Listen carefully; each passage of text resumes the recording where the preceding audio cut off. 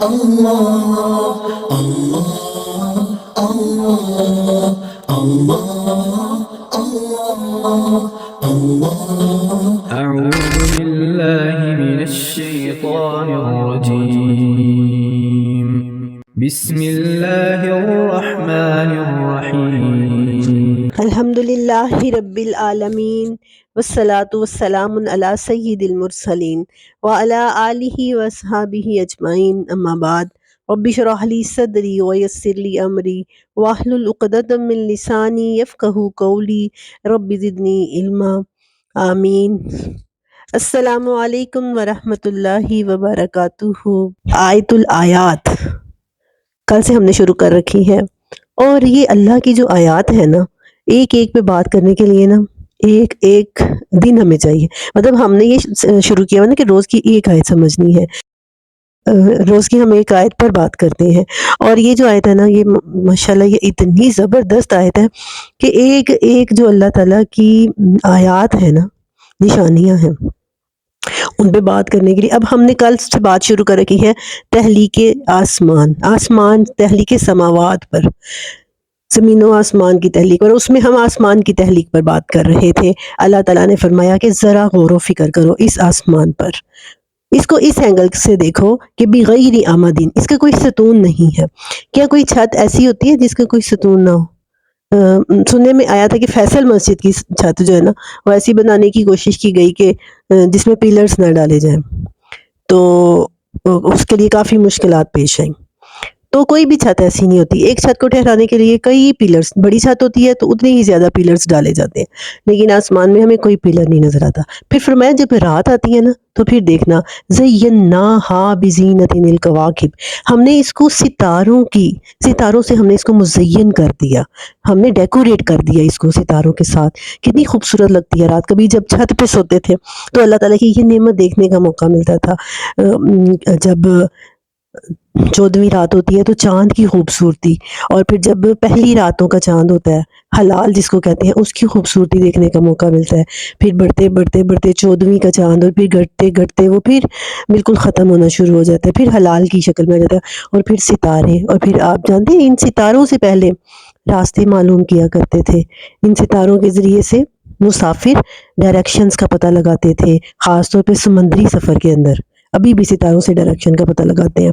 تو فرمایا کہ پھر اس کو اس اینگل سے بھی دیکھو جو تمہیں شاید نظر نہ آئے، کہ سبع سماوات طباقا، 7 آسمان ہیں جو اوپر نیچے طبقات میں ہیں۔ اور پھر فرمایا کہ وَجَعَلْنَا فَوْقَكُمْ سَبْعًا شِدَادًا، ہم نے تمہارے اوپر اتنے مضبوط 7 آسمان بنائے کہ اس آسمان پہ جب سورج روشن ہوتا ہے تو دن آ جاتا ہے، اور جب سورج غروب ہوتا ہے تو رات چھا جاتی ہے۔ رات کو آسمان کی خوبصورتی اور طرح کی ہے، دن کو اس کی خوبصورتی اور طرح کی ہے۔ گرمیوں میں اس کا نظارہ جو ہے، اس کا ویو اور طرح ہوتا ہے، سردیوں میں اور طرح ہوتا ہے۔ آپ پہاڑی علاقوں میں چلے جاؤ، پہاڑوں کی، دریاؤں کی اور خوبصورتی کے ساتھ ساتھ آسمان بھی اپنی خوبصورتی میں بے مثال ہے۔ کہیں پہ بادل کوئی منظر پیش کرتے ہیں، دریا پہ ہیں، اگر دریا کا پانی سبز ہے تو بادلوں کا رنگ بھی ہمیں سبز نظر آنا شروع ہو جاتا ہے، اگر دریا کا پانی نیلا ہے تو ہمیں آسمان کا رنگ بھی نیلا نظر آنا شروع ہو جاتا ہے۔ ایسے ویوز دیکھنے کو ملتے ہیں کہ بندہ ورطہ حیرت میں گم ہو جاتا ہے۔ کمی صرف اس چیز کی ہے کہ آپ سوچنے والے بنو۔ اور قرآن میں آسمان کی تحلیق کو اتنے اینگل سے بیان کیا ہے کہ اگر میں یہاں پر وہ بیان کرنے لگ جاؤں نا تو پھر آج ہم صرف آسمان کی تحلیق پہ ہی بات کریں گے۔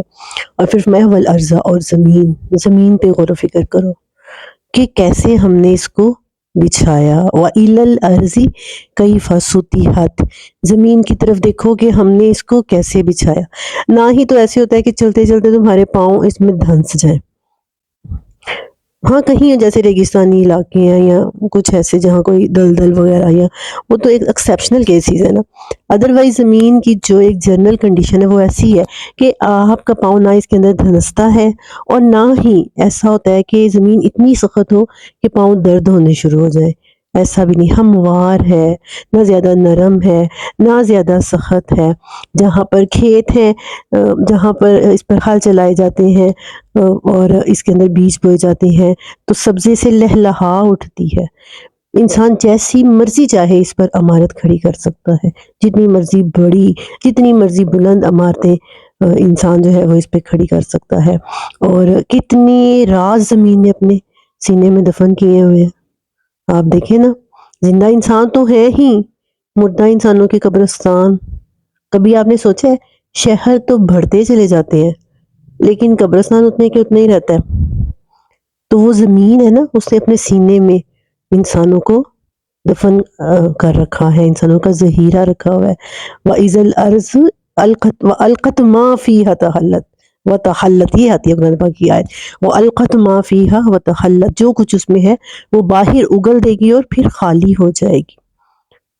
اور پھر زمین، اور پھر اللہ تعالیٰ نے سورۃ غاشیہ میں فرمایا، جہاں کہا افلا ينظرون الى الابل كيف خلقت والى السماء كيف رفعت، آسمان کیسے میں نے بلند کیا، والى الارض كيف سطحت، زمین کی طرف کیسے میں نے اس کو بچھایا، اور پھر فرمایا الم نجعل الارض مہادا، کہ میں نے زمین کو تمہارے لیے بچھونا نہیں بنایا۔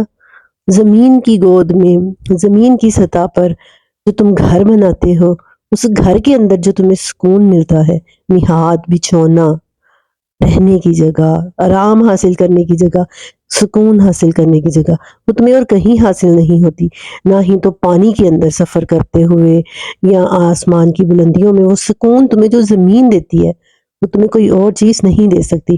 پھر فرمایا واختلاف اللیل والنہار، دن اور رات کے آنے جانے میں اختلاف، کہتے ہیں نا انسانوں کا آپسی اختلاف، تو اسی سے ہے یہ دن اور رات، اس کا اختلاف ہے، دن آتا ہے رات چلی جاتی ہے، رات آتی ہے دن چلا جاتا ہے۔ اور کبھی سوچا ہے تم نے کہ اگر رات ہی رہے، کیا دنیا میں کوئی ایسی طاقت ہے جو دن نکال لے؟ اللہ کے سوا کون ہے جو سورج کو نکال سکتا ہے؟ تبھی یہی بات تو کی تھی نا نمرود کے آگے، جب نمرود نے کہا تھا کہ میں زندہ بھی کر سکتا ہوں اور مار بھی سکتا ہوں، اور پھر ایک بندے کو اس نے زندہ کر دیا اور ایک کو اس نے جو مطلب زندہ ایسے کیا کہ جو ایک جس کو موت کی سزا ہوئی تھی اس کو اس نے آزاد کر دیا، اور ایک آزاد کو اس نے قتل کر دیا، اور اس نے کہا زندگی اور موت میں بھی دیتا ہوں۔ تو پھر حضرت ابراہیم نے کہا میرا رب تو وہ ہے جو سورج کو مشرق سے نکالتا ہے، تم اس کو مغرب سے نکال کے دکھاؤ۔ فبہت الذی کفر، قرآن میں آتا ہے، پھر وہ کافر شخص حیران و پریشان رہ گیا، وہ حیران ہو گیا۔ تو یہی چیز ہے ہمارے غور و فکر کرنے کے لیے کہ کیا کوئی ہے، اگر اللہ اس رات کو لمبا کر دے تو اللہ کے سوا کوئی ہے جو اس رات کو ختم کرے؟ دن نہ ہو، رات لمبی ہو جائے تو کیا کیفیت ہو؟ دنیا تو ختم ہو گئی۔ اور اگر دن ہی رہے، رات نہ آئے تو کیا ہو؟ وَجَعَلْنَا نَوْمَكُمْ سُبَاتًا، اور ہم نے تمہاری نیند کو سکون حاصل کرنے کا ذریعہ بنایا۔ تو یہ دیکھیں کہ اگر انسان ساری رات نہ سوئے اور وہ دن بھر سونے کی کوشش کرتا رہے، اسے وہ سکون حاصل نہیں ہوتا جو رات کو سونے میں حاصل ہوتا ہے۔ تو اسی لیے اگر رات نہ ہو تو انسان کی نہ نیند پوری ہو، نہ وہ آرام اور سکون حاصل کر سکے۔ اس کے علاوہ اور بھی بہت سے فوائد ہیں رات میں، ڈھانپ لینے والی چیز ہے نا، یہ ڈھانپ لیتی ہے۔ تو دن اور رات دونوں اللہ تعالیٰ کی ایسی نعمتیں ہیں کہ اگر ان پر غور و فکر کیا جائے تو اللہ تعالیٰ کی قدرت کے بہت سے مشاہد ہمیں سمجھ آتے ہیں۔ آپ یہ دیکھیں ایک اور چیز، دن پہ ذرا غور و فکر کریں کہ دن کا ہم انتظار کرتے ہیں، صبح ہوگی ہم یہ کام کریں گے، ہم یہ کام کریں گے۔ سورج کی روشنی کے اندر جیسے ہی سورج نکلتا ہے انسان کے کام شروع ہو جاتے ہیں، اور دن بھر ہر طرح کے کام ہوتے ہیں۔ اگر سورج نہ نکلے، اگر اتنی روشنی نہ ہو، کہاں سے یہ رونق آئے، کیسے یہ سارے کام ہوں؟